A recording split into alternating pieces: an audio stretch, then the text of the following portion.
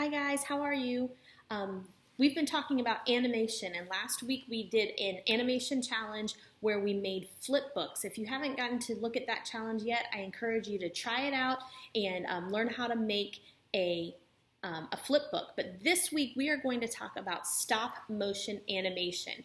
Maybe you've watched the Lego movies. The Lego movies are good examples of stop motion animation, and a lot of that animation was done on the computer.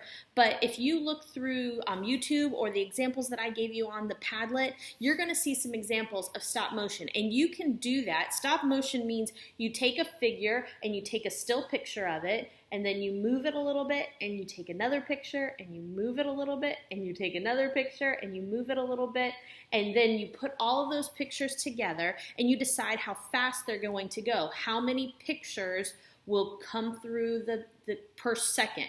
And that's called the frame rate, okay? So a good frame rate is kind of between 8 and 15 seconds, and you can decide what frame rate works for you. So the challenge this week is to get some of your toys, maybe some bobbleheads or an action figure or even some cars or Legos, and make a stop motion video.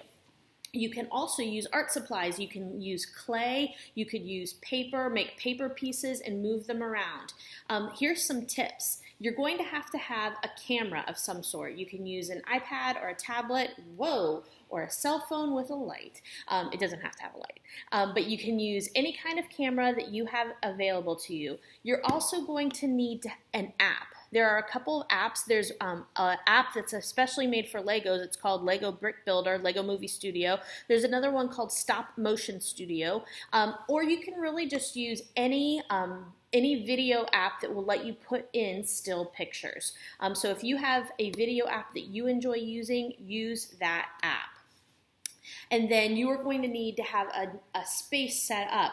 You need to have it where it has some good light, that doesn't change, and a place where you can put the camera and hold the camera pretty still. It's important for the camera to be in a pretty still place.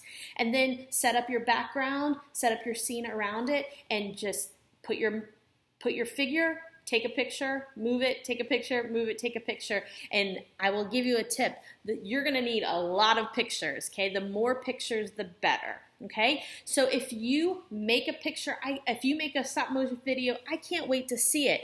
You can upload it directly to the Flipgrid or email it to me and I'll upload it, but I can't wait to see what you create with your animation.